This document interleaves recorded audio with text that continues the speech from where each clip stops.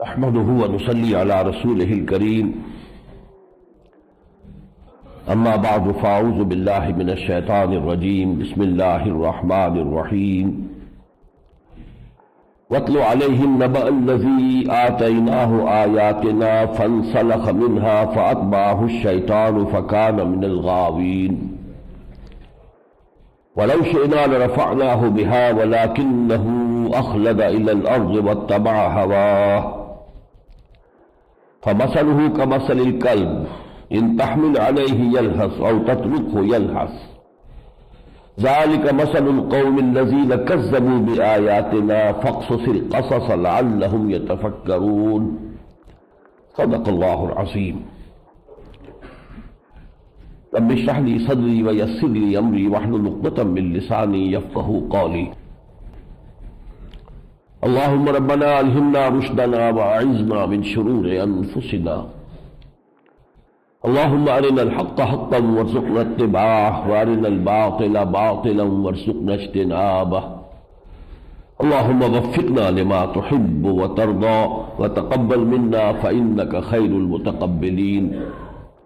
آمین یا رب العالمین۔ پہلا مضمون جو بہت اہم ہے اور بعض اعتبارات سے ہم پاکستانی مسلمانوں پر منطبق ہوتا ہے، اسے میں چاہتا ہوں کہ تھوڑی سی وضاحت سے عرض کروں۔ وَاتْلُ عَلَيْهِمْ نَبَأَ الَّذِي آتَيْنَاهُ آیَاتِنَا، اے نبی ان لوگوں کو اس شخص کی خبر سنائیے، حالات بتائیے جسے ہم نے اپنی آیات عطا فرمائی تھی۔ فانسلخ منہا، تو وہ ان میں سے نکل بھاگا۔ اتبعہ الشیطان، تو پھر شیطان اس کے پیچھے لگ گیا۔ فکان من الغاوین، اور پھر وہ خالص گمراہ لوگوں میں سے ہو کر رہا۔ یہ شخص تھا بلعام بن باورہ، بنی اسرائیل میں بہت ہی عابد و زاہد اور عالم شخص۔ اس کے زہد کے بڑے چرچے تھے، اس کی نیکی کا بڑا شہرہ تھا، لیکن یہ ہے کہ ایک عورت کے اغوا میں آ کر اور اس کے پیچھے پڑ کر اس نے اپنی ساری نیکی اور سارا تقوی اور سارا زہد اور سارا وہ مقام اور مرتبہ جو اللہ نے دیا تھا وہ گنوا لیا۔ معلوم ہوتا ہے کہ صاحب کرامات بزرگ تھا۔ الذی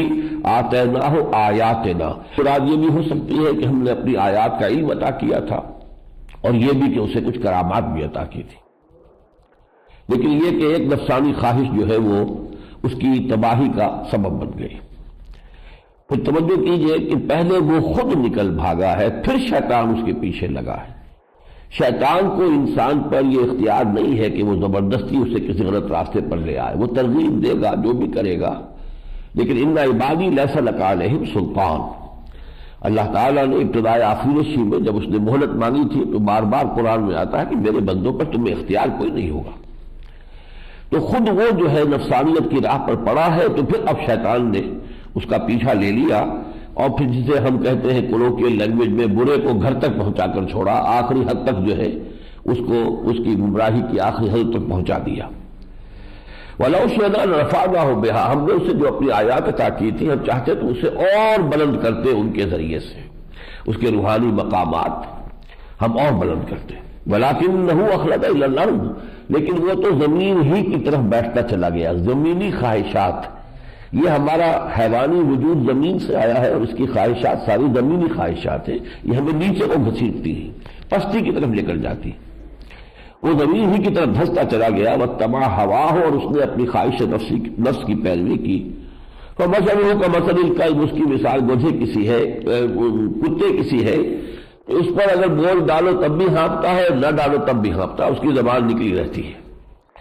ذَلِكَ مَثَلُ الْقَوْمِ الَّذِينَ كَذَّبُوا بِآيَاتِنَا، یہی مثال ہے اس قوم کی بھی کہ جس نے ہماری آیات کو جھٹلایا۔ میرے نزدیک یہ جو پاکستان کا قیام ہے یہ ایک معجزہ تھا، اور اس سے پہلے 400 برس کی تاریخ جو ہے اس کا اظہار کر رہی ہے کہ اللہ تعالیٰ کی خصوصی مشیت جو ہے وہ اس خطے کے ساتھ شامل ہے۔ پہلے 1000 برس تک سارے مجددین عالم عرب میں ہوئے، اور 11ویں صدی سے مجددین کی جو بعثت ہے ان کا ظہور اس بر صغیر ہند و پاک میں شروع ہوا۔ مجدد الفسانی، شاہ ولی اللہ دہلوی، سید احمد بریلوی، پھر شیخ الہند، علامہ اقبال، مولانا مودودی، مولانا الیاس، ان کے معیار کی کوئی شخصیت پورے عالم اسلام میں اس پورے عرصے میں پیدا نہیں ہوئی۔ پھر تحریک خلافت چلی تو یہی چلی، اور کس شور شور کے ساتھ چلی۔ پھر آزادی کی تحریک چلی تو اسلام کا نام صرف دنیا میں، پوری دنیا میں یہاں لیا گیا کہ پاکستان کا مطلب کیا، لا الہ الا اللہ۔ اور مسلمان انتہائی منتشر تھے، ہندو بہت منظم تھے، سرمایہ دار تھے، تعلیم یافتہ تھے۔ کانگریس بڑی عظیم ایک تحریک تھی، گاندھی جیسا لیڈر ان کو میسر تھا، درویش منش انسان، وہ گویا کہ دونوں طرح کی اس کے اندر چیزیں جمع تھی۔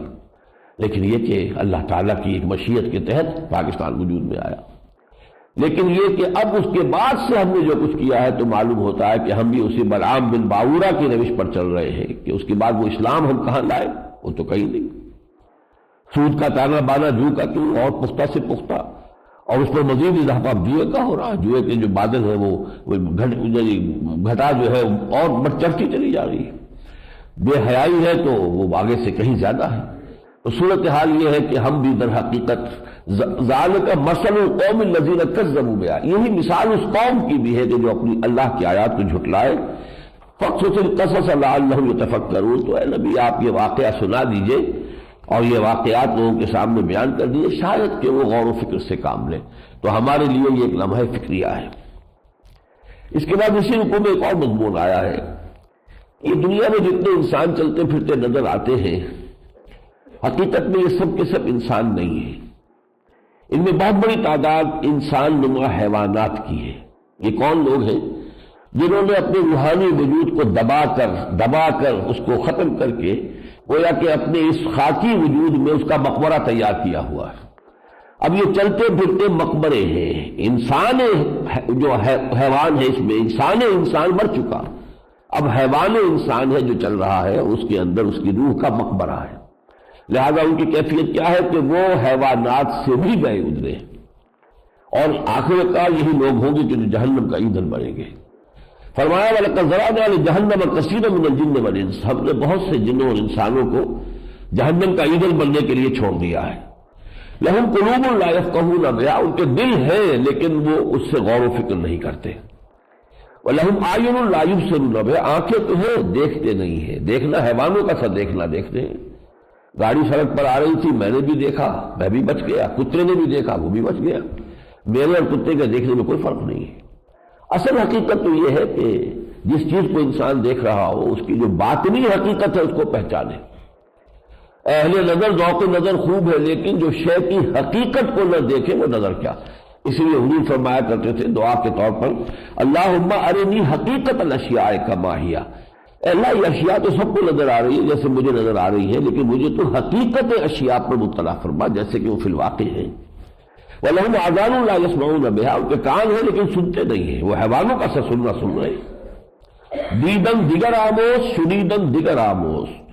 ایک اور طرح کا دیکھنا سیکھو اور ایک اور طرح کا سننا سیکھو۔ اولئک کالانعام، یہ چوپایوں کے مانند ہیں، بل ہم اضل، بلکہ ان سے بھی زیادہ گمراہ۔ اس لیے کہ حیوانات کو تو پیدا اس سطح پر کیا گیا، ان کے لیے وہ شرف ہے ہی نہیں کہ جو انسان کو دیا گیا۔ انسان کو تو پیدا کیا گیا لقد خلقنا الانسان فی احسن تقویم، پھر اس منصب پر، اس مقام پر پیدا ہونے کے بعد اگر وہ حیوانوں کی سطح پہ جا کھڑا ہوتا ہے، صف میں کھڑا ہو جاتا ہے، تو گویا کہ وہ بل ہم اضل اس کا مستحق ہے۔ اولئک هم الغافلون، اور یہی وہ لوگ ہیں کہ جو بالکل غافل ہیں، انہیں فکر ہی نہیں ہے۔ حیوانوں کی طرح جیسے کہ حیوان چرتا ہے، پانی پیتا ہے، زندہ رہتا ہے، بس کھایا پیا اور اپنی جنسی خواہش پوری کی، اللہ اللہ خیر صلی اللہ، کوئی فکر ہی نہیں میں ہوں کون، کہاں سے آیا ہوں، جا کہاں رہا ہوں، زندگی کا مال کیا ہے، نتیجہ کہیں نکلنے والا ہے نہیں نکلنے والا ہے، زندگی کا مقصود کیا ہے، سوچتے ہی نہیں، غافل۔ وَلِلَّهِ الْأَسْمَاءُ الْحُسْنَىٰ فَادْعُوهُ بِهَا، دیکھو تمام اچھے نام اللہ کے ہیں، بس اللہ کو پکارا کرو ان ناموں کے ذریعے سے۔ یہ نام اسی لیے تلقین کیے گئے کہ ان کے ناموں کے ذریعے سے اللہ کو پکارا جائے، یا ستارو یا غفارو، یہ جو اس طریقے سے اللہ کو پکارنا ہے۔ وَذَرُوا الَّذِينَ يُلْحِدُونَ فِي أَسْمَائِهِ، ذَرُوا الَّذِينَ يُلْحِدُونَ فِي أَسْمَائِهِ، جو لوگ اللہ کے ناموں میں کجی پیدا کرتے ہیں ان کو دفع کیجئے، ان کو چھوڑ دیجئے۔ یعنی یہ کہ یا تو ان ناموں کا غلط استعمال ہے، جیسے یہ کہ اللہ کے نام میں سے کسی ایک نام کو لے کر اس پر چلا کشی ہو رہی ہے، بہت ریاضت ہو رہی ہے، اور پھر اس کے ذریعے سے کوئی خاص قسم کی روحانی قوت جو ہے وہ حاصل کر لی ہے، اب اس کے ذریعے سے اپنا روحانیت کی دکانداری چلائی جا رہی ہے۔ یہ اللہ کے اسماء کا غلط استعمال ہے۔ اللہ کے اسماء کو تو بحثیت مجموعی سامنے رکھا جائے، خاص طور پر جو جوڑے ہیں ان کو کبھی بھی اکیلے کو استعمال نہ کیا جائے، بلکہ یہ کہ وہ الخافض والرافع وہی ہے جو اٹھانے والا ہے، وہی ہے جو گرانے والا ہے، المعز المذل وہی ہے جو عزت دینے والا ہے، اور وہی ہے کہ جو ذلت دینے۔ یہ نام ہمیشہ جوڑے کی شکل میں لینے چاہیے، تنہا نہیں۔ فَيُجْزَوْنَ مَا كَانُوا يَعْمَلُونَ، جو لوگ یہ غلط حرکتیں کرتے ہیں، جو کچھ وہ کر رہے ہیں، ان قریب انہیں اس کی سزا مل جائے گی۔ اس کے بعد فرمایا یسألونک عن الساعۃ ایان مرساہا، اے نبی یہ لوگ آپ سے پوچھ رہے ہیں قیامت کے بارے میں، وہ کب لنگر انداز ہوگی۔ جیسے کوئی سمندری جہاز ہوتا ہے، اس کا جو لنگر ہے وہ پھینک دیا جاتا ہے جہاں آ کے اسے ٹھہرنا ہے، تو وہی لفظ استعمال کیا گیا، وہ کب لنگر انداز ہوگی۔ قل انما علمها عند ربی، کہہ دیجئے کہ اس کا علم میرے رب کے پاس ہے۔ لا یجلیھا لوقتھا الا ھو، وہی ہے کہ جو اسے اس کے خاص وقت پر جو اس کے علم میں ہے ظاہر کرے گا۔ یہ علم کسی کے پاس نہیں، کسی فرشتے کے پاس نہیں ہے، اور کسی نبی کو نہیں دیا گیا، یہاں تک کہ حضور نے فرمایا صلی اللہ علیہ وسلم حدیث جبرائیل میں صاف جب یہ پوچھا گیا کہ اخبرنی عن الساعہ، اب مجھے ذرا خبر دیجیے قیامت کے بارے میں، تو آپ نے فرمایا بل مسئول عنہا بعالم من السائل، تو اس سے جس سے پوچھا جا رہا ہے وہ زیادہ نہیں جانتا اس سے کہ جو پوچھ رہا ہے، یعنی یہ علم اللہ نے کسی کو نہیں دیا ہے۔ یسألونک کأنک حفی عنہا، آپ سے تو یہ ایسے سوال کرتے ہیں کہ جیسے آپ اسی کھوج کے اندر لگے ہوئے ہیں، حالانکہ آپ کا اس سے کوئی تعلق نہیں ہے۔ آپ کا کام ہے حق کی دعوت کو پہنچا دینا، اس میں آپ کی توجہات ہے۔ قل انما علمها عند اللہ ولکن اکثر الناس لا یعلمون، کہہ دیجئے کہ اس کا علم اللہ کے پاس ہے، لیکن یہ کہ اکثر لوگ علم نہیں رکھتے۔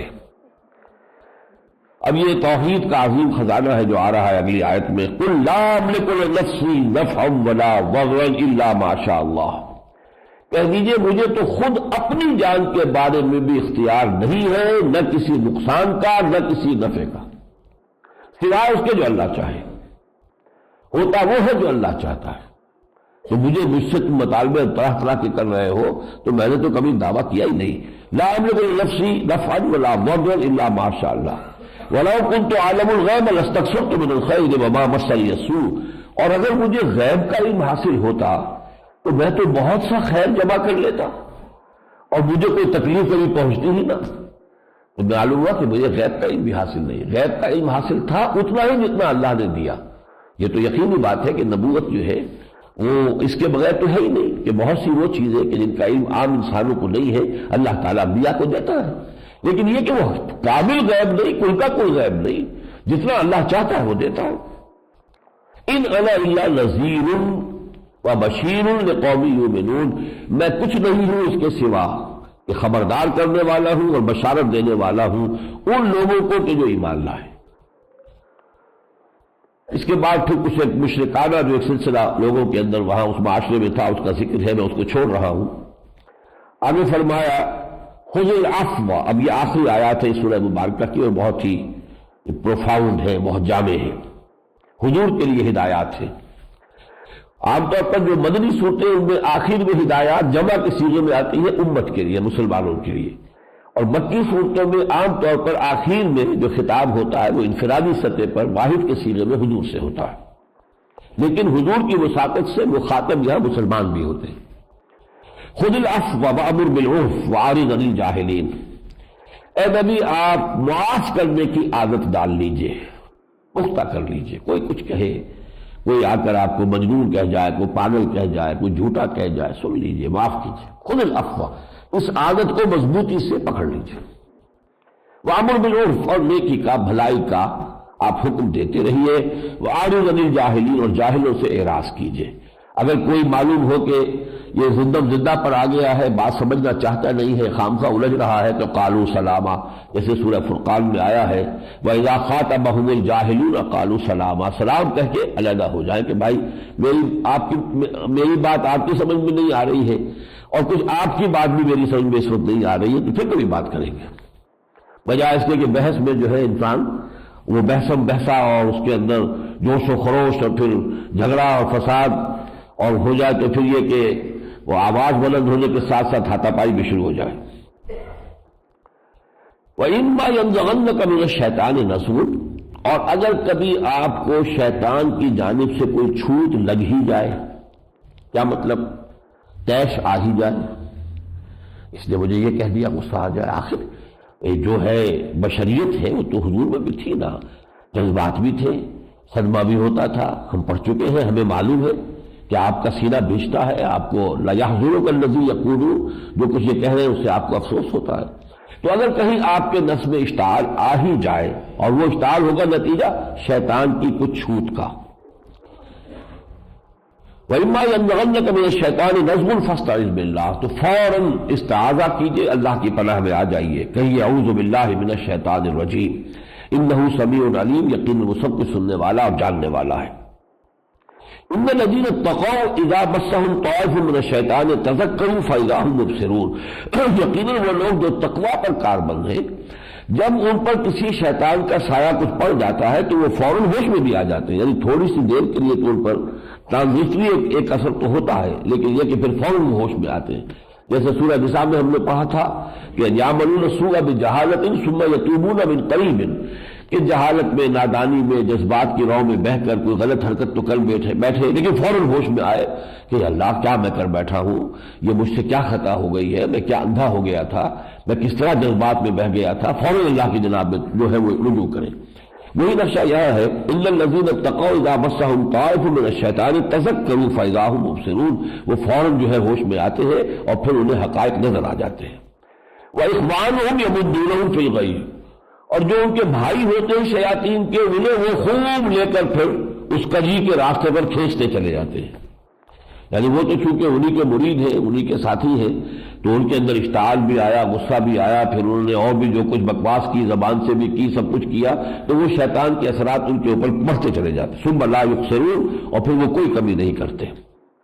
وَإِذَا لَمْ تَأْتِهِمْ بِآیَةٍ قَالُوا لَوْلَا اجْتَبَیْتَهَا، اور جب اے نبی آپ نے ان کے سامنے ان کے جو مطالبہ تھا اس کے مطابق کوئی معجزہ پیش نہیں کیا، تو یہ کہہ رہے ہیں کہ کیوں نہ آپ نے کوئی ایک ان میں سے جو ہم نے مطالبے کیے تھے ان میں سے کوئی ایک ہی آپ چن لیتے، پسند کر لیتے، ہمیں تو ایک معجزہ دکھا دیتے۔ وَإِنَّمَا أَتَّبِعُ مَا يُوحَىٰ إِلَيَّ رَبِّي، کہہ دیجئے میں تو خود پیروی کر رہا ہوں، پابند ہوں اس کا جو میرے رب کی طرف سے مجھ پر وحی کی جا رہی ہے۔ ھذا بصائر من ربکم، یہ تمہارے رب کی طرف سے سوجھ کی باتیں ہیں، تمہاری آنکھیں کھولنے کے لیے، وہدی اور ہدایت ہے، ورحمۃ لقوم یؤمنون، اور رحمت ہے ان کے لیے جو ایمان لائے۔ وَإِذَا قُرِئَ الْقُرْآنُ فَاسْتَمِعُوا لَهُ وَأَنصِتُوا لَعَلَّكُمْ تُرْحَمُونَ، اور دیکھو جب کبھی قرآن پڑھا جا رہا ہو تو پوری توجہ سے کان لگا کر سنا کرو اور خود خاموش رہا کرو تاکہ تم پر رحم کیا جائے۔ یہ قرآن مجید کا اپنا ایک حق ہے۔ وَاذْكُر رَبَّكَ فِي نَفْسِكَ تَضَرُّعًا وَخِيفَةً، اور اپنے رب کو اپنے دل میں یاد کرتے رہا کرو گڑ گڑاتے ہوئے۔ اللہ تعالیٰ کے سامنے تو عاجزی کرنی ہے بندے کو، انتہائی عاجزی کے ساتھ، جیسے حضور کی ایک دعا ہے، چونکہ قرآن کا تذکرہ بھی یہاں آیا ہے تو قرآن کے لیے جو اللہ کے رسول کی ایک دعا ہے اس میں یہ کہ یہ عاجزی کی انتہا ہے۔ میری جو کتاب ہے مسلمانوں پر قرآن مجید کے حقوق، اس کے آخر میں میں نے یہ پوری دعا دی ہے، اللہم انی عبدک وابن عبدک وابن امتک، پروردگار میں تیرا بندہ ہوں، میرا باپ بھی تیرا ادنا غلام تھا، میری ماں بھی تیری ادنا کنیز تھی، فی قبضتک، میرا پورا وجود تیرے قبضہ قدرت میں ہے، ماضٍ فی حکمک، میرے پورے وجود میں تیرا ہی حکم سائد ہے، عدل فی قضاؤک، میرے بارے میں جو فیصلہ تو کرے وہ عدل پر مبنی ہے۔ اب یہ انداز ہے اپنی سپردگی کا، اپنی شخصیت کی یا اپنی جو ہے ایک نفی کی انتہا ہے۔ پھر دعا کی ہے، اسألک بکل اسم ھو لک سمیت بہ نفسک وعلمتہ احدا من خلقک وانزلتہ فی کتابک واستأثرت بہ فی مکنون عندک، میں تیرے تمام ناموں کے حوالے سے واسطے سے تجھ سے استدعا کرتا ہوں، وہ نام جو تو نے کسی کتاب میں نازل کیے، وہ نام جو تو نے کسی بندے کو سکھائے، وہ نام جو تو نے اپنے پاس خاص اپنے خزانے میں ابھی رکھے ہوئے جو کسی کو نہیں بتائے، میں ان تمام ناموں کے حوالے سے کہتا ہوں ان تجعل القرآن ربیع قلبی، اس قرآن کو میرے دل کی بہار بنا دے، ونور صدری، میرے سینے کا نور بنا دے، ان تجعل القرآن ربیع قلبی ونور صدری وجلاء حزنی، میرے حزن اور رنج کو دور کرنے کا ذریعہ بنا دے، تو یہ ذہاب ہمی و غمی، میرے تفکرات اور میرے غموں کا ازالہ بنا دے۔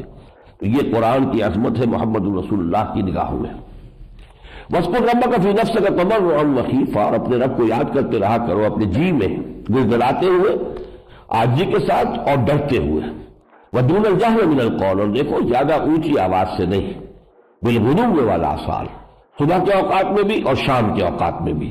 آصال جمع میں آتا ہے اس لیے کہ شام کی نمازیں جو ہے جیسے سورج ڈھلنا شروع ہوتا ہے تو پے بپے نمازیں آتی ہیں، اور صبح کی نماز آپ کو معلوم ہے ایک ہی ہے۔ وَلَا تَكُن مِّنَ الْغَافِلِينَ، اور غافلوں میں سے ہرگز نہ ہونا۔ اگلی آیت کا میں صرف ترجمہ کر رہا ہوں، پڑھ نہیں رہا ہوں تاکہ سجدہ نہ کرنا پڑے آپ کو۔ نماز میں تو ہم سنیں گے اور سجدہ بھی کریں گے۔ ترجمہ یہ ہے کہ جو ہستیاں اے نبی آپ کے رب کے پاس ہیں، یعنی ملائکہ مقربین، تو یوں سمجھیے کہ اعلیٰ ترین جو درجہ ہے ملائکہ کا، وہ اس کی عبادت سے کسی تکبر کی بنا پر نہیں رکتے اور اس کی تسبیح میں لگے رہتے ہیں، اس کے سامنے ہمیشہ سر بسجود رہتے ہیں۔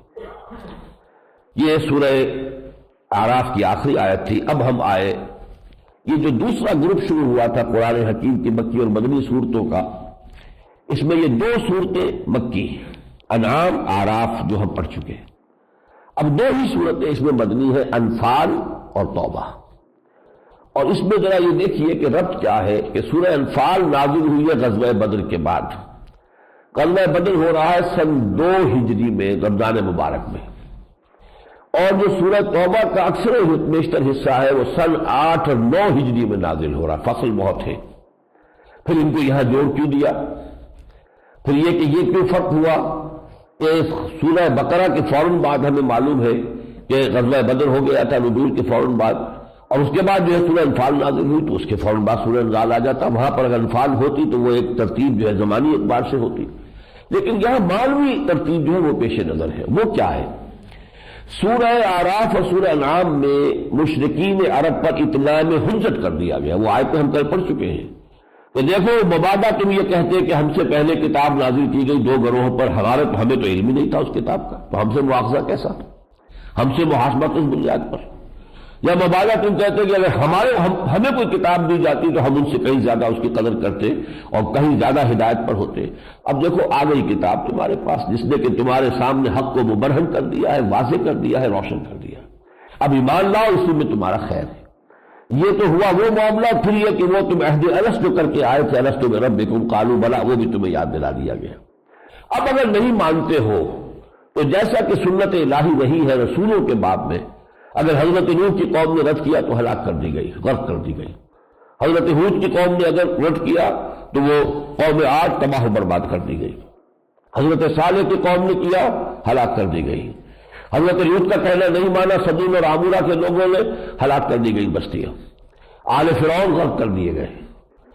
مدین کے لوگ، قوم شعیب ہلاک کر دی گئی۔ اب یہ ہلاکت جو اہل مکہ پر آ رہی ہے وہ ہے ایک مختلف شکل میں، جیسے پہلے بھی مختلف شکل میں عذاب آئے ہیں۔ قوم نوح کو ان کے اپنے گھروں میں، اپنی آبادیوں میں غرق کیا گیا، وہیں طوفان آیا، وہیں پر بارش اوپر سے برسی، زمین پھٹی، اس میں سے پانی نکلا، اور وہیں پر، کہیں اور لے جا کر نہیں۔ لیکن آل فرعون کو ان کے گھروں سے نکال کر اور لا کر سمندر میں غرق کیا گیا، تو مختلف رہا ہے۔ یہی معاملہ قریش کے ساتھ، کفار قریش، ان کے جو سردار تھے، جنگ بدر میں ان کو کھینچ کر گویا کہ جیسے سانپ کو بل میں سے نکالا جاتا ہے، مکے سے نکالا گیا، مکہ تو دارالامن تھا، حرم تھا، وہاں سے نکال کر انہیں بدر کے میدان میں لا کر اور 70 ان کے سرکردہ لیڈر وہاں ختم کیے گئے۔ یہ گویا کہ قریش پر عذاب خداوندی کی پہلی قسط تھی کہ جو غزوہ بدر سے شروع ہوئی ہے۔ کیونکہ سورہ انفال کا مضمون وہی ہے، لہذا یہاں انعام و اعراف کے فوراً بعد سورہ انفال آ گئی۔ پھر یہ ان کی وہ سزا جو ہے آخری ہوئی ہے سن 9 میں، جب اعلان عام کر دیا گیا حج کے موقع پر کہ اب صرف 4 مہینے کی مہلت ہے، یا تو مشرکین عرب ایمان لے آئیں ورنہ ان کا قتل عام شروع ہو جائے گا۔ یہ ہے سورہ توبہ کی ابتدائی آیات، 6 آیات جو ہے جو پڑھیں گے ہم۔ تو گویا کہ یہ آخری ان کی توہین اور تذلیل تھی. وہ سب کے سب ایمان لائے، لیکن اب وہ ایمان لائے جان بچانے کے لیے. اب وہ ایمان نہیں کہ جو ایمان لائے مکے والے شروع میں یا مدینے والے. تو گویا کہ یہ ان کے لیے ان کی انتہائی رسوائی والا معاملہ ہوا. اور وہ یہ کہ نتیجتاً وہ لوگ ایمان تو لائے، لیکن یہ کہ بہرحال ان کی جو بے عزتی اس میں ہوئی، توہین ہوئی، اسی لیے اس کو المخزیہ کہتے ہیں. سورہ توبہ جو اس کا ایک نام مخزیہ بھی، رسوا کرنے والی سورت. یہ ان کا وہ آخری عذاب تھا کہ جو پھر سورہ توبہ میں جس کا ذکر آئے گا. بسم اللہ الرحمن الرحیم. یسألونک عن الانفال. اے نبی، یہ لوگ آپ سے سوال کر رہے ہیں مال غنیمت کے بارے میں. جنگ بدر کے بعد ایک مسئلہ اٹھ کھڑا ہوا کیونکہ یہ پہلی جنگ تھی. اب جو بھی کفار کا مال و اسباب ہاتھ لگا اس کا کیا کیا جائے، اس کی کیا شکل ہو. اس سے پہلے عرب میں یہ تھا جو جس کے ہاتھ لگ گیا بس وہ لے گیا، وہ اس کا مال ہو گیا. لیکن یہ کہ اب تو ایک نظم کے ساتھ معاملہ ہونا چاہیے. تو یہاں پہلا جواب جو دیا گیا وہ یہ ہے کہ تاکہ جڑ کٹ جائے کسی کی. فرمایا قل الانفال للہ والرسول. کہہ دیجئے انفال یہ مال غنیمت کل کا کل اللہ اور اس کے رسول کا ہے، تمہارا اس میں کوئی حصہ ہی نہیں، چھٹی کرو. فاتقوا اللہ واصلحوا ذات بینکم. اللہ کا تقوی اختیار کرو اور اپنے آپس کے معاملات کو درست کر لو. اب اس مال غنیمت پر کوئی جھگڑا تمہارے اندر نہ ہو جائے کہ کس کا حق زیادہ ہے، کس کا کم ہے، کون زیادہ لے گیا، کون محروم رہ گیا. تم سمجھو کہ یہ سارا مال غنیمت تو اللہ اور اس کے رسول کا ہے. ان کنتم مومنین، اگر تم مومن ہو تو اس شے کو ذہناً تسلیم کرو اور اپنے آپس کے معاملے کو درست کرو. انما المؤمنون الذین اذا ذکر اللہ وجلت قلوبهم واذا تلیت علیہم آیاتہ زادتہم ایمانا وعلی ربہم یتوکلون. یہ مقام بہت عمدہ ہے، بہت خوبصورت مقام ہے کہ اہل ایمان کی ایک تعریف اس سورہ مبارکہ میں بیان کی جا رہی ہے. اس کے دو اجزاء ہیں. ایک یہاں شروع میں رکھ دیا گیا ہے، جو ایک آخر میں آئے گا سورہ انفال کے آخر میں. جیسے پرکار ہوتی ہے تو پرکار اگر یوں کر دے تو اس کے دونوں بازو جڑے ہوئے ہیں، کھول دے تو ان کے درمیان فصل ہو جاتا ہے. تو حقیقی مومن کی تعریف سورہ حجرات میں آئی ہے. انما المؤمنون الذین آمنوا باللہ ورسولہ ثم لم یرتابوا وجاہدوا باموالہم وانفسہم فی سبیل اللہ. دو چیزیں مل کر جو ہے وہ ایمان کی تعریف مکمل کرتی ہیں. ایک تو اللہ اور اس کے رسول پر ایسا ایمان جس میں شک کے کانٹے چبھے نہ رہ جائیں، یقین کی صورت ہو جائے. اور دوسرے جہاد اللہ کی راہ میں. یہاں یہ کیا کہ پہلے حصے کو سورہ انفال کے شروع میں لے لیا ہے اور اس کا دوسرا حصہ جو ہے وہ سورہ انفال کے آخر میں آئے گا. مومن تو وہ لوگ ہیں کہ جب اللہ کا نام لیا جاتا ہے تو ان کے دل درس جاتے ہیں، اور جب انہیں اس کی آیات پڑھ کر سنائی جاتی ہے تو ان کے ایمان میں اضافہ ہوتا ہے. وعلی ربہم یتوکلون، اور وہ اپنے رب پر پورا توکل اور بھروسہ کرتے ہیں. الذین یقیمون الصلاۃ ومما رزقناہم ينفقون، جو نماز قائم کرتے ہیں، جو کچھ ہم نے انہیں دیا ہے اس میں سے ہمارے لیے، ہماری رضا جوئی کے لیے خرچ کرتے ہیں. اولئک ھم المؤمنون حقا، یہ لوگ حقیقت میں مومن ہیں، واقعتاً سچے مومن ہیں. لہم درجات عند ربہم ومغفرۃ ورزق کریم، ان کے لیے درجے ہیں ان کے رب کی طرف سے، بلند مراتب ہیں اور مغفرت ہے اور بہت اعلیٰ روزی ہے. کما اخرجک ربک من بیتک بالحق، یاد کیجئے جیسے کہ نکالا تھا آپ کو آپ کے رب نے آپ کے گھر سے حق کے ساتھ، یعنی غزوہ بدر کے لیے جب روانگی ہوئی آپ کی مدینہ منورہ سے. وَإِنَّ فَرِيقًا مِّنَ الْمُؤْمِنِينَ لَكَارِهُونَ، اور اہل ایمان میں سے کچھ لوگ تھے کہ جو اسے پسند نہیں کر رہے تھے، اس میں انہیں جو ہے وہ کسل تھا یا طبیعت میں آمادگی نہیں تھی. یہ یہاں سمجھ لیجئے کہ ایک مشورہ ہوا تھا مدینہ منورہ کے اندر ہی. وہ مشورہ یہ تھا کہ قافلہ جو ابو سفیان اس وقت کافر تھے اور اب سردار جو ہے وہ تو خیر بعد میں اکیلے رہ جائیں گے سردار، لیکن سرداران قریش میں سے اس وقت بھی ہے. تو وہ ایک بڑا قافلہ لے کر گئے تھے شام کی طرف، اور جب قافلہ جا رہا تھا تو حضور نے اس کا تعاقب کیا تھا، اس کا راستہ روکنے کی کوشش کی تھی، انٹرسپٹ کرنے کی کوشش کی تھی، لیکن وہ نکل گیا تھا قافلہ. اب جب وہ واپس آ رہا تھا تو حضور کو اطلاع ملی کہ وہ بہت ہی مال کے ساتھ، مال تجارت کے ساتھ لدا پدا قافلہ آ رہا ہے. تو اس کو انٹرسپٹ کرنے کے لیے آپ نے کہا کہ ہمیں جانا چاہیے اور ہمیں بدر تک پہنچ کر اس قافلے کا راستہ روکنا چاہیے. تو کچھ لوگوں نے اس میں وہ جو ہے وہ اپنی آمادگی ظاہر نہیں کی. یجادلونک فی الحق بعد ما تبین کانما یساقون الی الموت وهم ینظرون، وہ لوگ حق کے بارے میں تو آپ سے جھگڑتے رہے اس کے بعد بھی کہ ان پر حق واضح ہو گیا تھا کہ واقعتاً نبی کا ارادہ یہ ہے، نبی کا قصد ہے، لیکن یہ کہ انہیں تو کچھ ایسے محسوس ہو رہا تھا کہ جیسے انہیں موت کی طرف دھکیلا جا رہا ہو. اچھا، اس کے بعد جب حضور نکلے ہیں 313 آدمیوں کو لے کر، اور چونکہ کوئی جنگ جو ہے کسی بڑی فوج سے مدبھیر کا تو کوئی خیال تھا ہی نہیں، وہ تو ایک قافلے کا راستہ روکنا تھا، اور قافلے میں زیادہ 50 اس کے ساتھ جو تھے وہ محافظین تھے، باقی جو ہے سارا مال تجارت تھا، لہٰذا کوئی ساز و سامان کا اہتمام نہیں ہوا، تقریباً 79 لوگ نکل آئے، جیسے کہ پہلے بھی کچھ حصے کچھ جو ہے قافلوں کا پیچھا کیا گیا تھا۔ لیکن جب کچھ آدھے سے زیادہ راستہ طے کر کے مقام صفرا پر پہنچے تو حضور کو اطلاع ملی کہ وہ قافلہ تو شمال سے آ ہی رہا ہے، لیکن اب جنوب سے مکے سے 1000 کا کیل کانٹے سے لیس لشکر بھی نکل آیا ہے، اور تمام سرداران قریش اس میں شامل ہیں۔ قریش نے اپنی پوری قوت جمع کر کے اور اب وہ جنگ کا فیصلہ جنگ کرنے کا فیصلہ کر لیا۔ اب شمال سے قافلہ آ رہا ہے، جنوب سے یہ لشکر چلا آ رہا ہے۔ اب آپ نے ایک اور مجلس مشاورت منعقد کی کہ دیکھو مسلمانوں، صورت اب یہ بن گئی ہے، شام سے قافلہ آ رہا ہے، اس کے ساتھ 50 ہے جو کہ اس کے محافظ ہیں، اور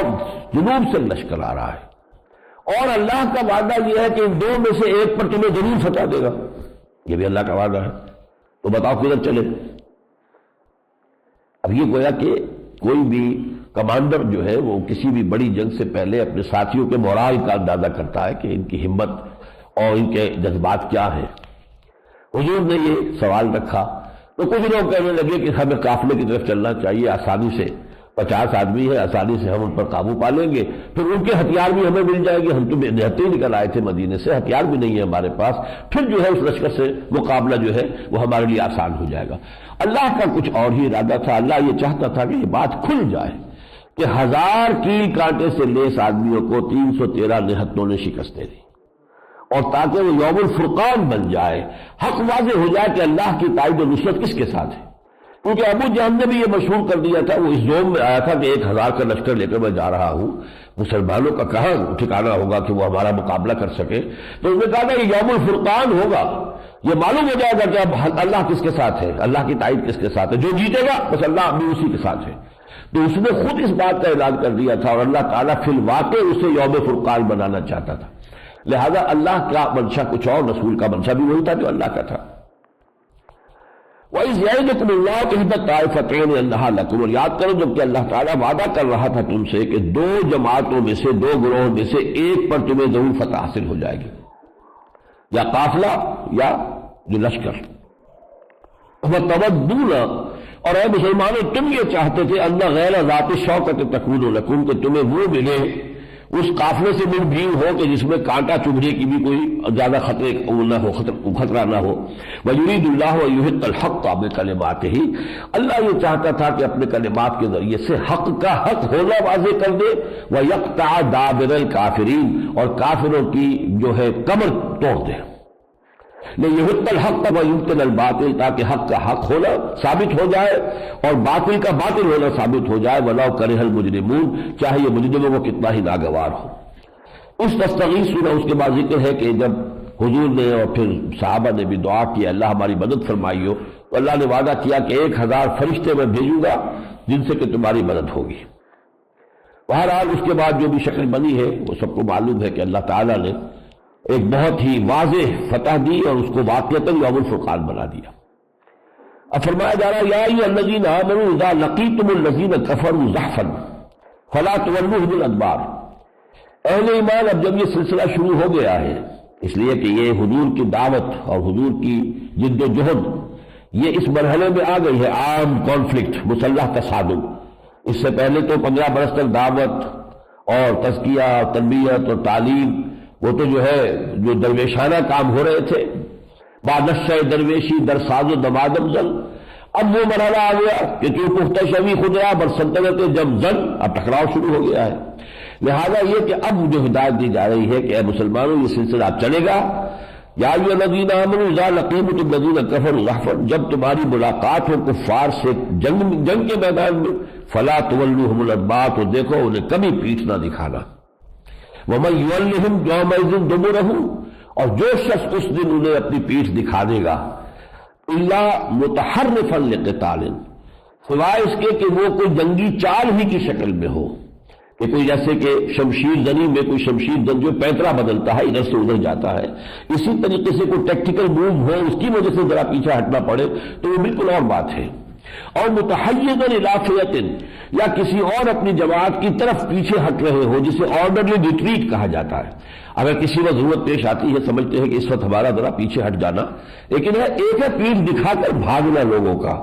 ایک ہے خود اس پوری فارمیشن کے ساتھ رفتہ رفتہ آرڈرلی ریٹریٹ، پسپائی جو ہے اختیار کرنا۔ ان دو کو تو مستثنا کر دیا۔ ٹیکٹیکل موو ہے، کوئی مینورنگ ہے جس کی وجہ سے ذرا پیچھے ہٹ رہے ہیں، تو اس میں تو تمہیں کوئی تمہارے اوپر ملامت نہیں، لیکن اگر ان دو صورتوں کے سوا جان بچا کر پیٹھ دکھا کر بھاگے، فقط باء بغضب من اللہ، تو اس نے اللہ کا اپنے آپ کو غضب کا مستحق بنا لیا۔ وہ مأواہ جہنم، اس کا ٹھکانہ جہنم ہوگا، وبئس المصیر، اور وہ بہت ہی برا ٹھکانہ ہے۔ اب غزوہ بدر میں جو شکل ہوئی ہے اس پر اللہ تعالیٰ فرما رہے ہیں فلم تقتلوہم ولکن اللہ قتلہم۔ دیکھو مسلمانوں، تم نے قتل نہیں کیا ان کو، اللہ نے قتل کیا۔ وما رمیت اذ رمیت ولکن اللہ رمی، حضور نے بھی ایک مٹھی بھر کر کنکریوں کی اور پھینکی تھی لشکر کفار کی طرف، ساحت الوجوہ، چہرے بگڑ جائیں، تو آپ نے نہیں پھینکی تھی اے نبی، وہ جو مٹھی آپ نے پھینکی تھی کنکریوں کی بھر کر، وہ آپ نے نہیں پھینکی تھی، ولکن اللہ رمی، بلکہ یہ کہ در حقیقت اللہ تعالیٰ نے پھینکی تھی۔ اب یہ میرا ایک باریک نکتہ ہے، ویسے ہمارے تمام افعال جو ہے اس میں یہ دو کمپوننٹس لازم ہیں۔ میں نے گلاس اٹھایا، ارادہ میرا تھا، لیکن اللہ کی اذن کے بغیر میں نہیں اٹھا سکتا تھا۔ جب یہ دو چیزیں شامل ہو جاتی ہیں، میرا ارادہ اور اذن رب، تب یہ عمل وجود میں آتا ہے۔ اب اس عمل کو یہ بھی کہا جا سکتا ہے کہ میں اپنی طرف منسوخ کروں، میں نے گلاس اٹھایا، اور یہ بھی کہہ سکتا ہوں اللہ نے گلاس اٹھوایا، اللہ کی اجازت کے بغیر میں اٹھا نہیں سکتا تھا۔ اس حوالے سے یہ بات کہ اہل ایمان تم نے قتل کیا تو ہم نے قتل کیا اصل میں، اور اے نبی آپ نے جب وہ مٹھی پھینکی تھی تو آپ نے نہیں، ہم نے پھینکی تھی، تو اس معنی میں وہ گویا کہ ایک کمپوننٹ جو ہے اللہ کے اذن اور تائید کا، اس پر ایمفیسائز کیا جا رہا ہے۔ اور دوسری بات یہ بھی ہے فی الواقع کہ بدر کی جنگ میں جو ہے فرشتوں کی مدد بڑی واضح طور پر آئی ہے، اور اس کی جو ہے بعض صحابہ نے اس کا واقعہ مشاہدہ کیا ہے، یہ تجربہ بیان کیا کہ میں نے تو وار کیا تھا، ابھی میرے وار سے پہلے وہ شخص مرا ہوا تھا، مر چکا تھا، یعنی کوئی اور بھی طاقت تھی غیر مرئی کہ جو اس وقت کام کر رہی تھی، اور اللہ تعالیٰ کی وہ جو ایک حکمت ہے وہ اس میں برسر کار تھی۔ وَلِيُبْلِيَ الْمُؤْمِنِينَ مِنْهُ بَلَاءً حَسَنًا، اور یہ سب کچھ اس لیے تھا کہ اللہ تعالیٰ اہل ایمان کو ایک آزمائش سے دوچار کر کے ان کی خوبیوں کو نکھارے، معلوم ہو۔ ظاہر بات ہے کہ امتحان میں سے کوئی گزرتا ہے تو کوئی آتا ہے ود فلائنگ کلرز آتا ہے، بہت اچھا کامیاب ہو کر آتا ہے، تو اس کی جو ہے گویا کہ وہ صلاحیتیں نکھرتی ہیں امتحانات سے۔ تو ابلا یبلی ابلاء جب باب افعال سے آتا ہے تو اس کے معنی ہوتا ہے کسی کے کو جانچ کر اور پھر اس کی صلاحیتوں کو نکھار دینا، نمایاں کر دینا۔ ان اللہ سمیع علیم، یقیناً اللہ تعالیٰ سب کچھ سننے والا اور جاننے والا۔ ذالکم وان اللہ موہن کید الکافرین، اور دیکھو اب یہاں پر یہ ذکر ان سے خطاب ہو رہا ہے کفار مکہ سے، دیکھو یہ ہو گیا تمہارے ساتھ، اور تم نے دیکھ لیا کہ اللہ تعالیٰ کافروں کی چالوں کو ناکام کرنے والا ہے۔ ان تستفتحوا فقد جاءکم الفتح، اگر تم فیصلہ چاہتے تھے، تم نے کہا تھا فرقان، تو تمہیں فیصلہ تو مل گیا، معلوم ہو گیا اللہ کس کے ساتھ ہے۔ وَإِن تَنْتَهُوا فَهُوَ خَيْرٌ لَكُمْ، بعد آ جاؤ تو اسی میں تمہاری خیریت ہے۔ وَإِن تَعُودُوا نَعُودْ، اگر تم دوبارہ پھر کوئی اقدام کرو گے تو ہم بھی اسی طریقے سے معاملہ کریں گے۔ وَلَن تُغْنِيَ عَنْكُمْ فِئَتُكُمْ شَيْئًا وَلَوْ كَثُرَتْ، اور تمہاری یہ تعداد جو ہے خواہ کتنی بھی زیادہ ہو تمہیں فائدہ نہیں پہنچائے گی۔ وَأَنَّ اللَّهَ مَعَ الْمُؤْمِنِينَ، اللہ اہل ایمان کے ساتھ ہے۔ یا ایھا الذین آمنوا اطیعوا اللہ ورسولہ ولا تولوا عنہ وانتم تسمعون، اہل ایمان دیکھو اطاعت کیے جاؤ اللہ کی اور اس کے رسول کی، اور کبھی رسول کی طرف سے منہ نہ موڑنا، اور جبکہ تم اس کی پکار کو سن رہے ہو۔ رسول اپنی طرف بلا رہے ہیں اور تم جا رہے ہو پیٹ دکھا کر، نہیں، بلکہ یہ کہ اللہ کی اور اس کے رسول کی اطاعت، اور یہ کہ جہاں بھی رسول کی پکار آئے تو تیر کی طرف جاؤ۔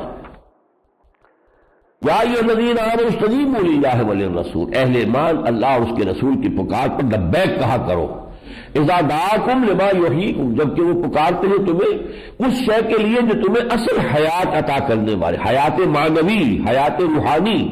یہ روحانی حیات ہے کہ جو اللہ تعالیٰ ان چیزوں کے ذریعے سے تمہیں عطا کرے گا۔ تم حیات مادی ہی کو سمجھ بیٹھے ہو کہ حیات ہے۔ وَاعْلَمُوا أَنَّ اللَّهَ يَحُولُ بَيْنَ الْمَرْءِ وَقَلْبِهِ، یہ جان لو اللہ تعالیٰ کوئی شخص جو ہے اگر اللہ اور اس کے رسول کی پکار کو سنتا رہے اور ٹالتا رہے، سنتا رہے اور ٹالتا رہے، تو جیسا کہ میں نے پہلے بھی واضح کیا ہے، پھر وہ صلاحیت ہی جو ہے سلب ہو جاتی ہے۔ تو فرمایا پھر اللہ تعالیٰ حائل ہو جایا کرتا ہے بندے کے اور اس کے قلب کے درمیان، پھر توفیق ختم ہو جاتی ہے، پوائنٹ آف نو ریٹرن پر آدمی پہنچ گیا، اب اس کے لیے ممکن ہی نہیں ہے کہ وہ اللہ اور اس کے رسول کی پکار پر لبیک کہہ سکے۔ وَأَنَّهُ إِلَيْهِ تُحْشَرُونَ، اور تمہیں اسی کی طرف جمع کیا جائے گا۔ وَاتَّقُوا فِتْنَةً لَا تُصِيبَنَّ الَّذِينَ ظَلَمُوا مِنكُمْ خَاصَّةً، اور ڈرو اس عذاب سے کہ جب وہ آئے گا تو تمہارے صرف گناہگاروں کو اپنی لپیٹ میں نہیں لے گا، بلکہ یہ کہ گیہوں کے ساتھ گھن بھی پس جائے گا۔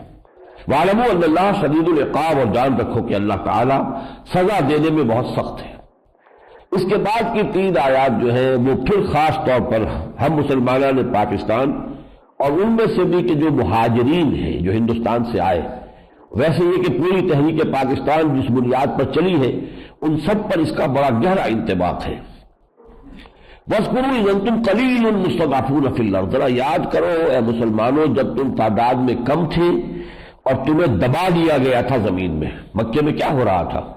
کس طرح ٹارچر کیا جا رہا تھا، کس طرح تمہیں ستایا جا رہا تھا، کتنی تکلیفوں میں تھے، تمہیں دبا لیا گیا تھا جبکہ تم تعداد میں کم تھے۔ تخافون ان یتخطفکم الناس، تمہیں اندیشہ تھا کہ لوگ تمہیں اچک لیں گے۔ فآواکم، تو اللہ نے تمہیں پناہ دی، وأیدکم بنصرہ، اور تمہاری تائید کی اپنی نصرت سے، ورزقکم من الطیبات، اور تمہیں رزق دیا پاکیزہ چیزوں کا، لعلکم تشکرون، تاکہ تم شکر کرو۔ اب ہندوستان میں تحریک پاکستان کی اصل بنیاد یہی تھی کہ ہم اقلیت میں تھے، ہندو اکثریت میں تھے، بڑے منظم تھے، سرمایہ دار تھے، تعلیم یافتہ تھے، اندیشہ تھا کہ یہ ہمیں ایکسپلائٹ کریں گے، ہمیں دبائیں گے، ہماری زبان ہماری ثقافت کو بھی برباد کریں گے، اور بس پڑے گا تو ہمیں ہندو بنائیں گے۔ شدی کی تحریک کو شروع کر چکے تھے۔ یہ سارے خوف تھے جن کے بنا پر کہ وہ تحریک پاکستان چلی ہے۔ ایک فیئر کمپلیکس تھا ایک چھوٹی قوم کو، مسلمان قوم کو، ایک بڑی قوم ہندو قوم کے مقابلے میں، اسی کا اللہ نے یہ ہے کہ پاکستان دیا۔ پھر جو لوگ یہاں آئے انہیں پناہ دی۔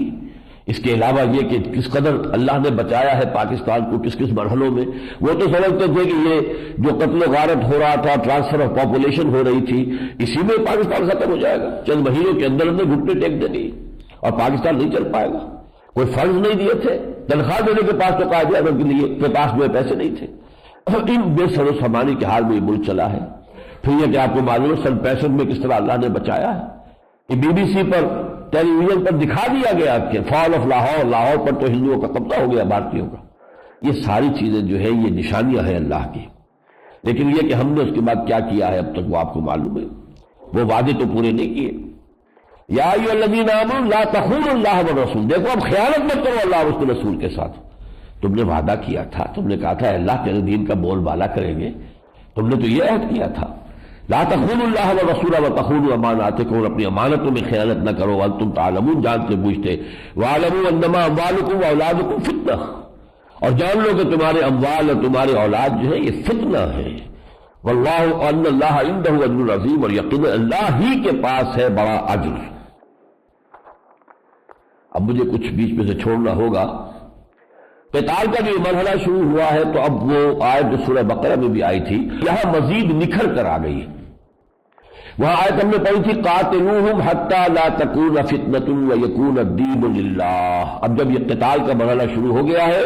تو یہ مرحلہ جاری رہے گا، قتال جاری رہے گا یہاں تک کہ فتنہ و فساد فروغ ہو جائے اور دین کل کا کل اللہ کا ہو جائے، اللہ کے لیے ہو جائے، اللہ کا حکم جو ہے پوری زندگی کے اوپر حاوی ہو، جاری و ساری ہو۔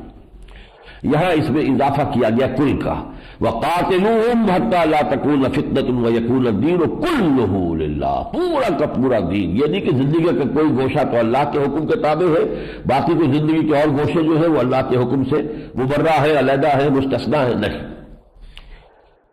وَإِنِ انتَهُوا فَإِنَّ اللَّهَ بِمَا يَعْمَلُونَ بَصِيرٌ، پھر اگر یہ لوگ باز آ جائیں جو اللہ کے دین کے مخالفت کر رہے ہیں، روڑے اٹھا رہے ہیں، اگر باز آ جائے تو اللہ تعالیٰ جو کچھ یہ کر رہے ہیں اس کو جانتا ہے۔ وَإِن تَوَلَّوْا فَاعْلَمُوا أَنَّ اللَّهَ مَوْلَاكُمْ، اور یہ کہ پھر اگر وہ نہ مانے تو جان لو کہ اللہ تمہارا حمایتی ہے، ساتھی ہے، مددگار ہے، نعم المولا و نعم النصیر، وہ یقیناً بہت ہی اچھا ہے حمایتی اور بہت ہی اچھا ہے مددگار۔ وَاعْلَمُوا أَنَّمَا غَنِمْتُم مِّن شَيْءٍ فَأَنَّ لِلَّهِ خُمُسَهُ وَلِلرَّسُولِ وَلِذِي الْقُرْبَىٰ وَالْيَتَامَىٰ وَالْمَسَاكِينِ وَابْنِ السَّبِيلِ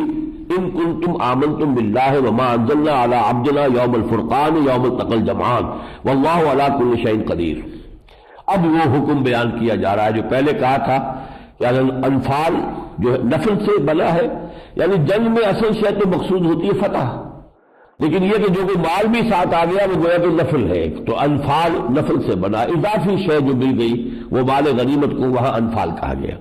یہاں لفظ غنیمت استعمال کیا، وَاعْلَمُوا أَنَّمَا غَنِمْتُمْ، اب جو بھی تمہیں کچھ مل گئی ہے غنیمت من شیء فَأَنَّ لِلَّهِ خُمُسَهُ وَلِلرَّسُولِ، اس کا 5واں حصہ اللہ اور اس کے رسول کا ہے۔ پہلے کہا تھا کل کا کل اللہ اور اس کے رسول کا ہے، تاکہ تم تو اپنے ہاتھ دھو کے بیٹھ جاؤ، لیکن اب یہاں یہ کہا کہ 5واں حصہ اللہ اور اس کے رسول کا ہے، اور رسول کو ظاہر بات ہے کہ رسول کی اپنی جو ہے ضروریات بھی تو ہے، کوئی معاش کا، اب جب سے نبوت کا آپ نے جو فرائض ادا کرنے شروع کیے تھے مکے میں، اب تجارت تو آپ نہیں کر رہے تھے، لیکن بہرحال آپ کے بھی جو ضروریات تھی تو وہ تو یہ کہ حضرت خدیجہ رضی اللہ تعالیٰ عنہ کی دولت تھی بہت، مکی دور میں تو وہ کام آتی رہی، مدینے میں آ کر، اور پھر یہ کہ اب آپ کی ازواج مطہرات ہیں ان کے بھی جو ہے ان کی ضروریات ہیں، تو ان کے لیے یہ ہے کہ یہ 5واں حصہ جو ہے اللہ اور اس کے رسول کے لیے، اور ولی ذی القربیٰ رسول کے قرابت داروں کے لیے، والیتامیٰ والمساکین یتیموں اور مسکینوں کے لیے، وابن السبیل اور مسافر کے لیے، ان کنتم آمنتم باللہ وما انزلنا علی عبدنا، اگر تم واقعتاً ایمان رکھتے ہو اللہ پر اور اس شے پر جو ہم نے اپنے بندے پر نازل کی، یوم الفرقان، فرقان کے دن، یہ یوم بدر کو یوم الفرقان کہا گیا، یوم التقى الجمعان، جس دن کی 2 جمعیتیں آپس میں ٹکرائی تھی، ان کی ملاقات ہوئی تھی، واللہ علی کل شیء قدیر، اور یقیناً اللہ تعالی ہر چیز پر قادر ہے۔ تو 5واں حصہ مال غنیمت کا اللہ اور اس کے رسول کے لیے، رسول کی اپنی ذاتی اخراجات، رسول کے اہل خانہ کے نان نفقہ، رسول کے قرابت داروں کے لیے، پھر یہ کہ غرباء مساکین وہ بھی در حقیقت وہ بیت المال رسول کے ہاتھ میں ہے، تو گویا کہ ان کی ضروریات کو پورا کرنا بھی رسول کا ہے، اور رسول یہاں پر گویا کہ گورنمنٹ جو ہے انہی کے ہاتھ میں ہے۔ باقی 4 حصے ہیں وہ برابر برابر مجاہدین میں تقسیم کر دیے جائیں گے۔ ان میں یہ ہے کہ جو سوار ہے اسے دوہرا حصہ، جو پیدل ہے اسے اکیلا، اس لیے کہ سوار جو ہے وہ اپنی سواری کو بھی خود ہی اس کو چارے وارے کا اہتمام کرتا تھا، کوئی سپلائی کے لیے علیحدہ کوڈ نہیں ہوتی تھی کہ ان کے لیے راشن آ رہا ہے، ہر شخص اپنے لیے بھی راشن لے کر خود نکلتا تھا جنگ کے لیے جب نکلتا تھا، اور اپنا جو بھی گھوڑا ہے یا اونٹ ہے اس کے لیے بھی چارے کا بندوبست وہ خود کرتا تھا، لہذا سوار کو دوہرا حصہ اور پیدل کو اکیلا، اور برابر برابر تقسیم ہو جائے گا۔ یا ایھا الذین آمنوا اذا لقیتم فئۃ فاثبتوا، اے اہل ایمان، جیسا کہ میں نے عرض کیا اب یہ سلسلہ شروع ہو گیا تو چلے گا، جنگ بدر ہے، جنگ احد ہے، جنگ احزاب ہے، بنی مستلق ہے، کتنی جنگیں حضور کے زمانے میں جو ہوئی ہے تھوڑے سے عرصے کے اندر۔ اذا لقیتم فئۃ، جب تمہارا منبھیر ہو جائے، مقابلہ ہو جائے کسی گروہ سے، کسی فوج سے، فاثبتوا، تو ثابت قدمی کا مظاہرہ کرو، واذکروا اللہ کثیرا، اور اللہ کا ذکر کرو کثرت کے ساتھ، لعلکم تفلحون، تاکہ تم فلاح پاؤ۔ اس لیے کہ بندہ مومن کے صبر اور استقامت کے لیے بنیاد جو ہے وہ اللہ پر ایمان ہے، اللہ پر توکل ہے، تو اگر اللہ کو یاد رکھو گے تو تمہارے قدم جمے رہیں گے۔ وَأَطِیعُوا اللَّهَ وَرَسُولَهُ وَلَا تَنَازَعُوا فَتَفْشَلُوا وَتَذْهَبَ رِیحُکُم، اور دیکھو اللہ اور اس کے رسول کی اطاعت پر کاربند رہو، ڈسپلن کو پختہ رکھو، ایسا نہ ہو کہ وَلَا تَنَازَعُوا، جھگڑو مت، کسی تدبیر ہی کے معاملے میں جھگڑ پڑے، جیسا کہ 1 سال کے بعد جا کر ہو گیا، جو غزوہ احد میں ہم پر آئے ہیں، لَقَدْ صَدَقَكُمُ اللَّهُ وَعْدَهُ إِذْ تَحُسُّونَهُم بِإِذْنِهِ حَتَّىٰ إِذَا فَشِلْتُمْ وَتَنَازَعْتُمْ فِي الْأَمْرِ، تو وہاں پر معاملہ یہ ہو گیا، اختلاف کیا، 35 تیر انداز جو ہے اس جگہ کو چھوڑ کر چلے گئے، حالانکہ کمانڈر لوکل جو ہے وہ کہہ رہے تھے کہ ہرگز مت ہلو، تو فرمایا وَلَا تَنَازَعُوا فَتَفْشَلُوا، اگر تم آپس میں جھگڑو گے تو ڈھیلے ہو جاؤ گے، تمہارا نظم ڈھیلا ہو جائے گا، ڈسپلن کمزور ہو جائے گا، وَتَذْهَبَ رِیحُکُم، تمہاری ہوا اکھڑ جائے گی، تمہارا روب جو ہے وہ ختم ہو جائے گا، وَاصْبِرُوا، اور صبر کرو، إِنَّ اللَّهَ مَعَ الصَّابِرِينَ، یقیناً اللہ تعالیٰ صبر کرنے والوں کے ساتھ ہے۔ اذ یقول المنافقون والذین فی قلوبهم مرض غر هؤلاء دینهم ومن یتوکل علی اللہ فإن اللہ عزیز الحکیم، اور یاد کرو جب کہ کہہ رہے تھے منافق اور جن کے دلوں میں روگ تھا، یہ روگ کا لفظ جو ہے قرآن مجید نے سورہ بقرہ میں استعمال کیا، فی قلوبهم مرض فزادهم اللہ مرضا، اور سورہ بقرہ میں نفاق کا لفظ کہیں نہیں آیا ہے، ایک بیماری ہے ان کے دلوں میں، سینوں میں ایک روگ ہے، وہی روگ ہے جس نے بڑھ کر نفاق کی شکل اختیار کی، تو گویا کہ ابتدائی جو وہ روگ ہے دنیا کی محبت اور مال کی محبت، اولاد کی محبت، یہ روگ ہے کہ جو روکتی ہے انسان کو اللہ کی راہ میں سرفروشی کرنے سے، تو جب کہہ رہے تھے یہ منافق اور وہ لوگ کہ جن کے دلوں میں روگ ہے، غرہ اولئک دینہم، ان لوگوں کو تو ان کے دین نے بڑا دھوکے میں ڈال دیا ہے۔ جب انہوں نے دیکھا مسلمان کس ذوق و شوق کے ساتھ جنگ کے لیے جا رہے ہیں، کتنی ان کے اندر آمادگی ہے، کتنا ذوق جہاد ہے، کتنا شوق شہادت ہے، یہ منافق کہہ رہے ہیں کہ ان کی مت مار دی ہے، ان کے دین نے ان کو اپنے نفع و نقصان سے بالکل بے پرواہ کر دیا ہے، دھوکے میں ڈال دیا۔ غرہ اولئک دینہم، حالانکہ صورت یہ ہے کہ وَمَن يَتَوَکَّلْ عَلَى اللَّهِ فَإِنَّ اللَّهَ عَزِیزٌ حَکِیم، جو شخص واقعی اللہ پر ایمان رکھتا ہو اور وہ توکل کرے اللہ پر، اپنا معاملہ اس کے حوالے کر دے، سپردم بتے ہو مایا خیشرا، تو دانی حساب کم و بیشرا، اے اللہ تیری اگر حکمت اس میں ہے کہ میں زندہ واپس آ جاؤں تو زندگی عزیز ہے، اور اگر تیری حکمت اسی میں ہے کہ میری جان جائے تو میں بہت ہی خوش آمدید کہتا ہوں۔ نشان مرد مومن باتوں گویم جو مر جائے تبسم مطلب ہے اس فإن اللہ عزیز الحکیم، یقیناً اللہ تعالیٰ زبردست ہے، حکمت والا۔ اس کا اب ذکر ہو رہا ہے یہود کا، الذین عاہدت منہم ثم ینقضون عہدہم فی کل مرۃ وہم لا یتقون، اے نبی وہ لوگ جن سے آپ نے معاہدہ کیا تھا، آپ نے مدینے آتے ہی پہلے یہ کام کیا تھا، 6 مہینے کے اندر اندر 3 کام کیے، مسجد نبوی کی تعمیر اور مہاجرین اور انصار کی مواخات، آپس میں بھائی بھائی بنا دینا، اور تیسرا یہودیوں سے میثاق مدینہ جو ہے ایک معاہدہ، جوائنٹ ڈیفنس کا پیکٹ ہو گیا کہ اگر مدینے پر حملہ ہوگا تو ہم مل جل کر دفاع کریں گے، اور اس اعتبار سے ہم ایک امت شمار ہوں گے۔ آپ نے جن سے عہد کیا تھا ثم ینقضون عہدہم، پھر وہ اپنے عہد کو توڑتے رہتے ہیں، فی کل مرۃ، ہر موقع پر، وہم لا یتقون، اور وہ بالکل تقویٰ اور جو ہے کسی بھی اصول کو سامنے نہیں رکھتے۔ فإما تستفنهم فی الحرب،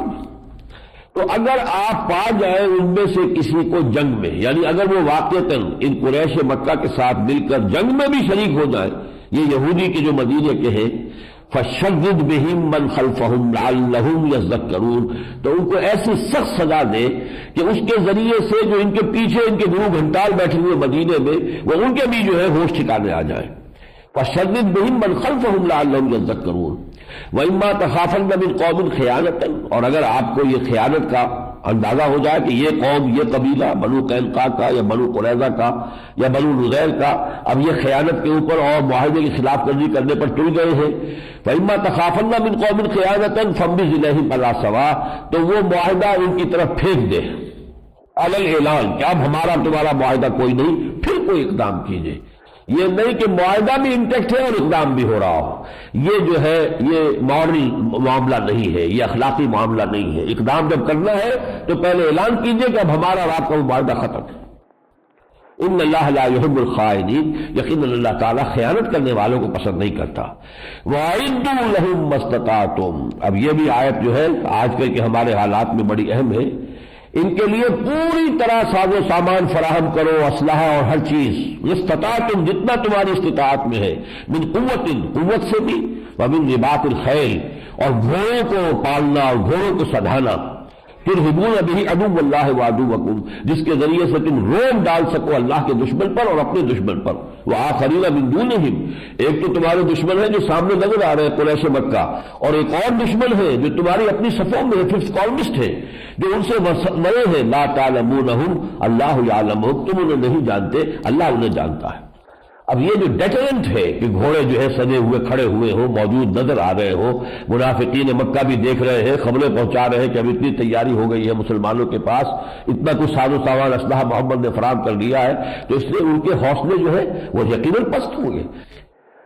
وما تنفقوا من شیء، اور ظاہر بات ہے کہ سامان اور اسلحہ فراہم کرنے کے لیے تو پیسہ چاہیے، تو اب مسلمانوں کو انفاق کرنا چاہیے، اللہ کی راہ میں خرچ کرنا چاہیے، دینا چاہیے، ڈونیٹ کرنا چاہیے۔ وما تنفقوا من شیء فی سبیل اللہ، اور جو بھی تم خرچ کرو گے اللہ کی راہ میں، یوفی الیکم وانتم لا تظلمون، وہ پورا کا پورا تمہیں لوٹا دیا جائے گا قیامت کے دن، اور تم پر کوئی ظلم نہیں ہوگا۔ یا ایھا النبی حسبک اللہ ومن اتبعک من المؤمنین، اے نبی آپ مطمئن رہے، آپ کے لیے کافی ہے اللہ اور وہ جو آپ کا اتباع کر رہے ہیں اہل ایمان میں سے۔ ایک ترجمہ یہ ہے، اور ایک ترجمہ یہ ہے کہ اللہ کافی ہے آپ کے لیے بھی اور ان اہل ایمان کے لیے بھی کہ جو آپ کا اتباع کر رہے ہیں۔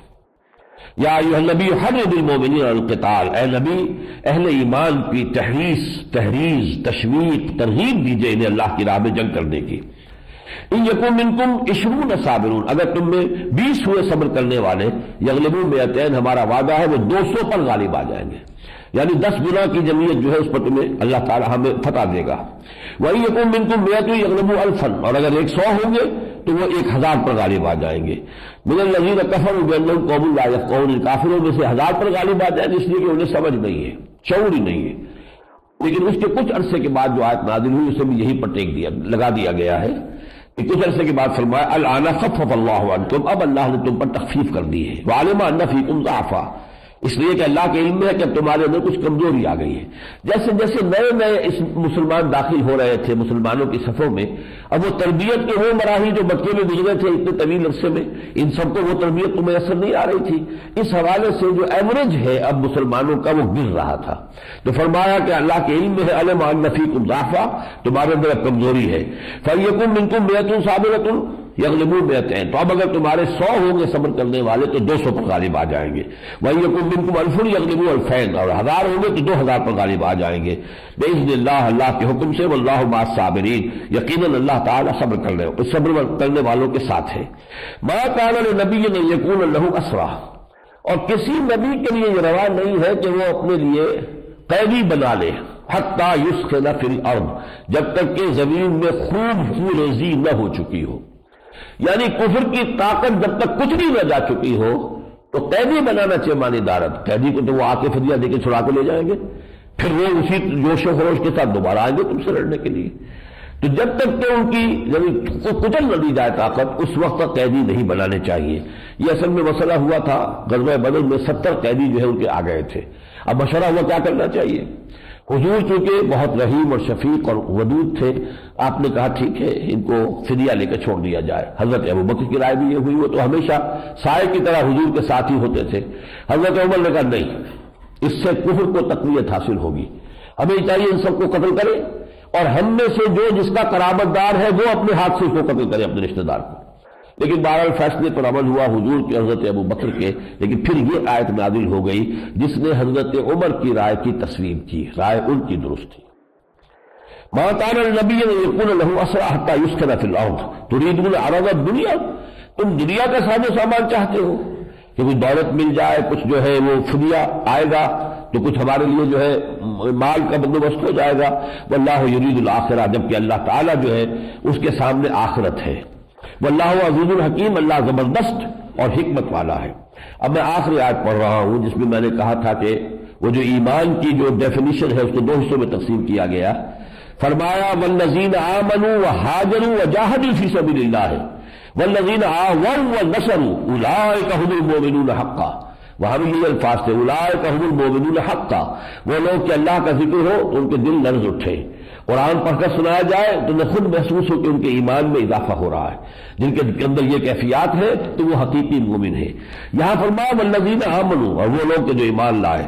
وہاجروا، جنہوں نے ہجرت کی اللہ کی راہ میں، وجاہدوا، اور جہاد کیا فی سبیل اللہ، اللہ کی راہ میں، والذین آووا ونصروا، اور وہ لوگ جنہوں نے انہیں پناہ دی، ٹھکانہ دیا اور مدد کی، اولئک هم المؤمنون حقا، یقیناً یہ سب کے سب مومن ہیں سچے۔ لہم مغفرۃ ورزق کریم، ان کے لیے اللہ کی طرف سے مغفرت بھی ہے اور بہت اعلیٰ روزی ہے۔ والذین آمنوا من بعد، اور جو لوگ بعد میں آئیں گے ایمان لائیں گے، وہاجروا وجاہدوا معکم، اور اب تمہارے ساتھ وہ ہجرت بھی کریں گے اور جہاد بھی کریں گے، اولئک منکم، وہ بھی تمہیں میں شمار ہوں گے، وَأُولُو الْأَرْحَامِ بَعْضُهُمْ أَوْلَىٰ بِبَعْضٍ فِي کتاب اللہ، البتہ شریعت اسلامی میں جو رحمی رشتوں والے ہیں ان کے حقوق زیادہ ہیں۔ اب وراثت کا حکم آیا ہے تو ظاہر بات ہے کہ اس میں جو بھی رحمی رشتے ہیں انہی کے لیے ہوگا۔ واللہ ان اللہ بكل شيء علیم، یقیناً اللہ تعالی ہر چیز سے باخبر ہے۔ بارک اللہ لی ولکم فی القرآن العظیم ونفعنی وإیاکم بالآیات والذکر الحکیم۔